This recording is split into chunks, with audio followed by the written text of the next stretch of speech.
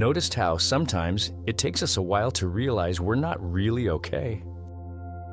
The mind finds ways to mask suffering, delaying confrontation until the weight becomes impossible to ignore.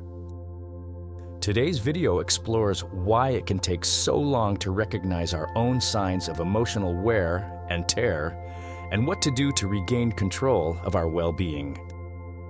And how are you feeling today? Leave your answer in the comments so we can talk. The human mind is a natural survivor, an ingenious guardian of life that, in many moments, prioritizes survival above all else. At its core, it's built to protect, even if it means ignoring or masking our own suffering. Think of those times when you swept under the rug something that bothered you. Your mind was doing its protective job. This primary mechanism has been with us since ancient times, an inheritance that spares us from immediate suffering, but limits our ability to see what's really troubling us. Interestingly, throughout our lives, we learn to live with certain discomforts and even get used to ignoring them. For instance, the tension you feel after a long workday might seem normal, but it's your body asking for attention. If the priority were self-awareness, we might stop and question what's truly affecting us. However, for our biology, the focus remains on moving forward, functioning regardless of the anguish lurking in the background. In this relentless pursuit of safety, the mind simplifies the world to feel in control. Imagine that, instead of confronting every fear or discomfort, it prefers to box, store, and archive each unsettling sensation. This mechanism may protect us temporarily, but it also builds walls between us and our emotions. How many times have you realized you were on autopilot, not even noticing what you were truly feeling? It's precisely this automatic protection that often prevents us from understanding the root of our suffering. The reality is, by prioritizing survival, we overlook small internal pains that seem harmless but accumulate over time. Who hasn't gone through a stressful day only to realize they carried that discomfort with them like a shadow? The biological priority for continuous functioning means we can't always deeply perceive our emotional needs. Ironically, this same survival instinct distances us from true self-awareness. This self-protection system may seem advantageous, but distances us from dealing with fundamental issues for our well-being. It's as if, over the years, we've built an invisible barrier that prevents us from seeing what we truly feel. However, if we can identify this pattern, we can learn to recognize it. Perhaps the first step is to start questioning ourselves. What am I ignoring? And is this really what I want to feel? With questions like these, we begin to chip away at the walls erected by the mind. The big question is that this biological priority isn't a conscious choice, but an unconscious strategy to avoid collapse. The mind understands that by focusing on safety, it's fulfilling its preservation role. Yet there are times when, by ignoring our own pain, we end up silently falling ill without even realizing it. A journal, for example, can be an excellent ally for recording thoughts and gradually disarming this protection. This is where the need for a deeper look arises, an openness to self-awareness that leads us to confront what we feel. This is the moment we start to realize that, to live fully, we might need to go beyond survival. Because by accessing this self-awareness, we open the door to understanding what truly bothers us, making room for genuine self-recognition. From childhood, many of us develop survival mechanisms in response to challenging environments. Imagine a child growing up in a home where love and safety are scarce. They find ways to make sense of their surroundings, even if it means blaming themselves. This guilt becomes a way to rationalize the inexplicable, a way out so as not to collapse under a reality too harsh for their fragile mind. For many, this marks the beginning of an adaptation journey where their own suffering is normalized. In these tough environments, the child may also end up idealizing the figures around them, even if these figures cause them harm. It's a way to preserve a sense of belonging and hope. After all, how can they endure the pain if they don't find something or someone to believe in? This idealization is a powerful shield, but also a prison. For them, maintaining this illusion means survival, even though it later transforms into a deeper emotional wound. Survival mechanisms emerge with the purpose of protecting, but at a high cost. A child, for instance, who learns to suppress their emotions to avoid conflicts at home, carries this habit into adulthood, perpetuating the pattern. They avoid confrontations, fear judgments, and often suppress their own needs. It's a reflection of years of adaptation to a traumatic situation. The big challenge: unlearning these habits when, in reality, they're no longer necessary for safety. This adaptation process is so deep that often people don't even realize they carry these automatic behaviors.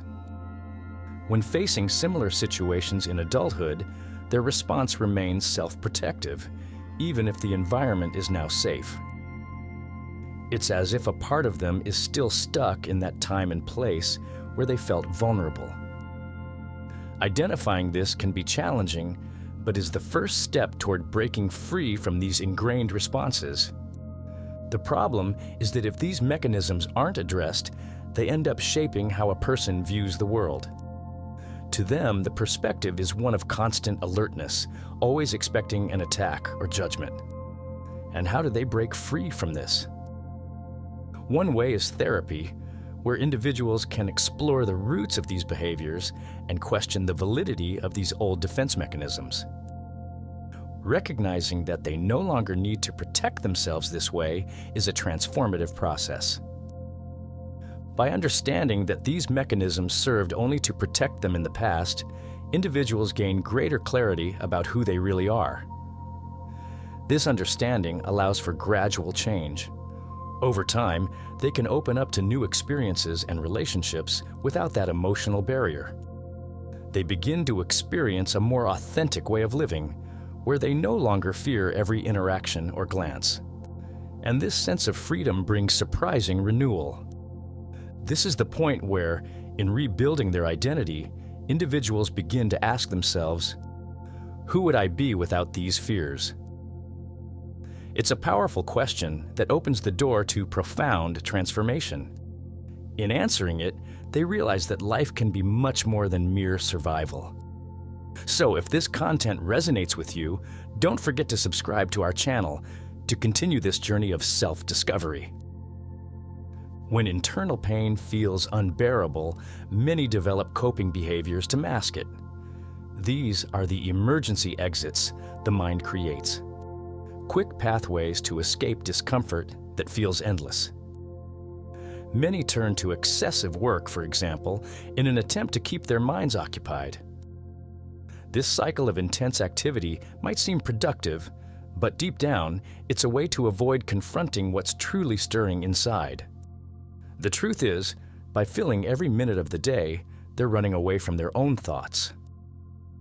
Others prefer riskier activities, where danger brings a temporary sense of control and excitement.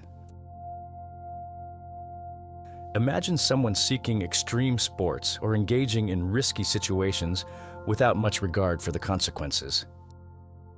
This adrenaline offers immediate but fleeting relief. It's as if for a brief moment they can escape everything. But once the adrenaline fades, reality returns, along with the feelings they tried so hard to avoid. Continues. Some turn to addictions, whether it's alcohol, drugs, or even repetitive behaviors like compulsive shopping. For these individuals, such habits act as escape valves, a way to silence the pain that beats silently. Yet each dose brings only momentary relief, which quickly dissipates, creating the need for another escape. And so, without realizing it, they become trapped in a difficult-to-break cycle, where relief is brief, but the emptiness persists. These coping behaviors are common, and often the person doesn't even realize they're running from something deeper. For them, it's just routine, a way to keep functioning. The issue is that, over time, this routine becomes exhausting. Constant work, excessive adrenaline seeking, and reliance on addictions, all of it drains energy and consumes well-being. Recognizing these patterns is the first step to understanding that deep down, there's discomfort that deserves attention. One practice that can help reverse these behaviors is replacing these escapes with habits that promote self-awareness. Meditation, for instance, is a powerful tool for learning to observe one's thoughts without judgment.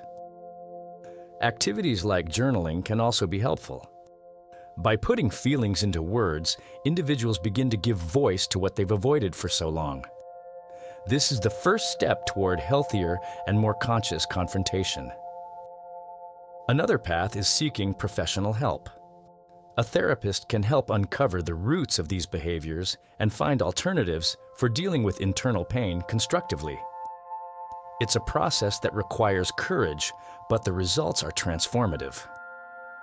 By letting go of these escapes, individuals come closer to a new way of living, where they no longer need to hide from their pain.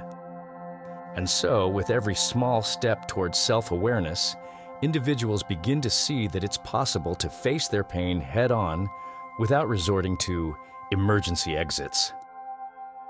This courage opens the door to new discoveries, showing that life can be lived where confrontation is no longer a burden, but a conscious choice. In doing so, they create space to recognize that there's more to life than mechanisms of escape. Internal turbulence is like a silent tide that goes unnoticed for a long time. Only over time, when life finally seems to stabilize, do many begin to notice the emotional waves that have always been there. Generally, this realization arises in middle age, when careers are established, families settled, and external obligations no longer demand so much attention. This is the moment when attention turns inward, revealing layers of emotions once hidden under the weight of responsibilities. This late recognition is common because, in youth, the focus is on achievements, proving our worth to the world. But upon reaching stability, there's nowhere left to run. The external silence allows the inner voice to finally make itself heard. It's as if, suddenly, the individual faces an emotional mirror, where every unprocessed pain surfaces. This process can be frightening, as it unveils feelings thought to be forgotten, but were merely waiting for the right moment to emerge. For many, this is when questions that have never been asked arise. Why do I feel this way? Or, what's missing in my life? Take up space, and the search for answers becomes inevitable. This is a crucial turning point because, without these answers, individuals feel something is incomplete despite all their external achievements. It's the beginning of a self-discovery journey that, while challenging, is also extremely liberating. Interestingly, with maturity comes tools to deal with this turbulence more consciously. Meditation, for example, can be an ally in this process of self-observation. With it, individuals can explore their minds with less judgment, learning to handle the pain they carry. Another helpful practice is reading works on self-awareness and spirituality, such as The Power of Now by Eckhart Tolle, which promotes deep reflection on the present and letting go of the past. Seeking professional help also becomes a more natural and necessary option during this period. Therapy aids in understanding the roots of these pains and offers strategies to address them healthily. While demanding, this therapeutic process brings immense relief, allowing individuals to reconnect with their own stories. It's like assembling a puzzle where each piece represents a repressed emotion that now finds its place. Gradually, individuals begin to find meaning in all this turbulence, realizing that every emotion is an essential part of their experience. Over time, they learn to embrace these feelings, understanding that, though painful, they bring unique wisdom. This learning redefines how they view life and their relationships, enabling a deeper connection with themselves and others. By allowing this turbulence to surface, individuals create space for genuine healing. It's not an easy process, but it builds a solid foundation for facing future emotional challenges with more balance and awareness. And as they walk this path, they realize there's still much to explore in their own stories, paving the way to address past traumas that have remained repressed until now. Throughout life, many carry childhood traumas that remain hidden, like a silent storm that only manifests when the environment feels safe enough. It's as if the unconscious knows that as long as external chaos exists, there's no room to confront these pains. However, upon achieving some life balance, be it in a stable relationship, a solid career, or with supportive friends, these traumas find a breach to emerge. And when they do, the impact can be as intense as it is unexpected. These delayed reactions to childhood trauma can manifest in various ways: anxiety, panic attacks, depression, or even a sense of emptiness that seems inexplicable given external stability. Suddenly, individuals find themselves reliving old memories, as if the child within them is asking to be heard. This is a call to face what was once unbearable, but can now, with maturity, be confronted with courage and support. For many, this is when the need to seek therapy arises, a safe space to process these repressed emotions. In a therapeutic environment, individuals find the support needed to revisit the past without getting lost in painful memories. Therapy helps reframe these traumas, allowing individuals to understand their impact on their current lives and how they can be healthily integrated into their identities. Practical steps to deal with these reactions include starting with self-care practices, such as creating moments for introspection and self-awareness. Activities like therapeutic writing, where one puts pains and frustrations into words, can help externalize what has been stored. These small acts of self-care are crucial steps in rebuilding personal history and understanding that life can be lived without the constant weight of the past. Connections with others are also essential in dealing with these repressed emotions. Talking with friends or family or participating in support groups provides a space for sharing where individuals realize they're not alone in their healing journey. This exchange of experiences strengthens and inspires, showing that vulnerability is a crucial part of the healing and acceptance process.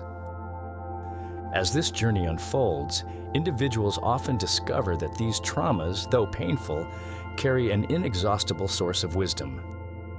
They begin to recognize that by facing the past, they also gain the opportunity to rediscover and transform their narratives. This healing process turns trauma into learning, enabling them to live more fully and consciously, with a renewed perspective on themselves and their relationships. Keep following our videos to deepen this knowledge and apply what you've learned today to your routine. Have you considered that you might be carrying something that needs to be released? That small daily actions can make a huge difference? By subscribing to the channel and activating notifications, you'll ensure you're always in touch with content that can transform your life, one step at a time.